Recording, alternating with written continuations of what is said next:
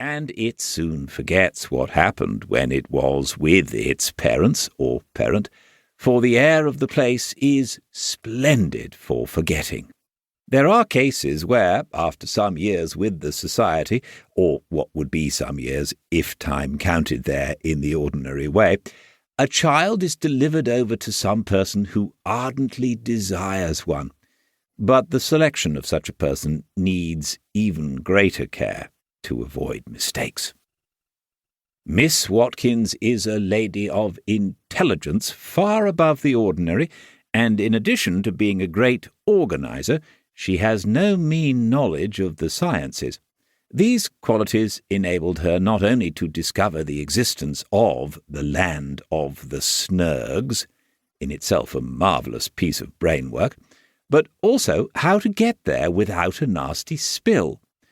I do not propose to go into details of how she managed this, as it would take a book twice as long as this one, but will merely state that she admitted into the society 22 carefully selected ladies, each of whom had 4 or 5 children ready to be removed from their homes without notice, and made the most careful preparations for transferring them all to the new land.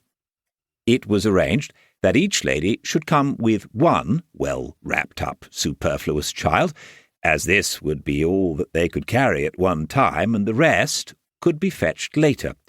They were to bring also, for each one, a bundle containing blankets, woolies, and 2 combination suits of wear-resisting fabric, and to use their discretion with regard to small extras such as wash rags, fine tooth-combs, and the like. All went excellently.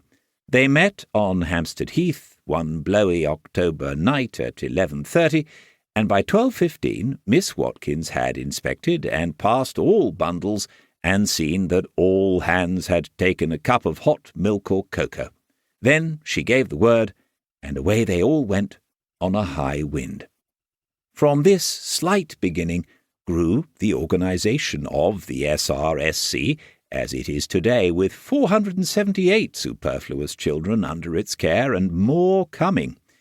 As this is purely a narrative of the extraordinary adventures that befell 2 of the children, owing to their foolish disregard of the laws so wisely made for their benefit, a narrative which should not be without improving effect on the minds of my younger readers, I will not give more than a brief account of the ways and means by which the society attains its object.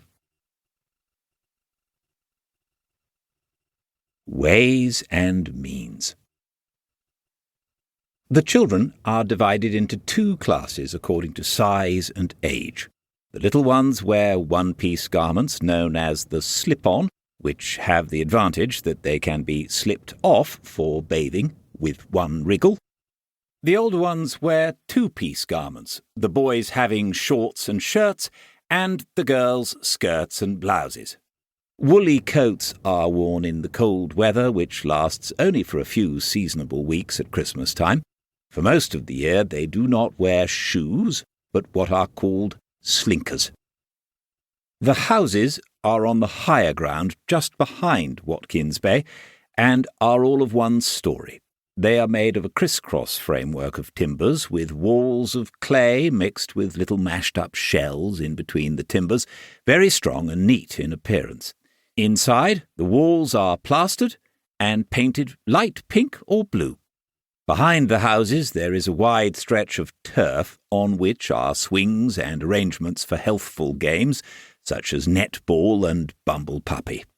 Not far away, the forest begins with few trees at first, and mostly bushes, where they play at pretence Indians and Robin Hood and so forth.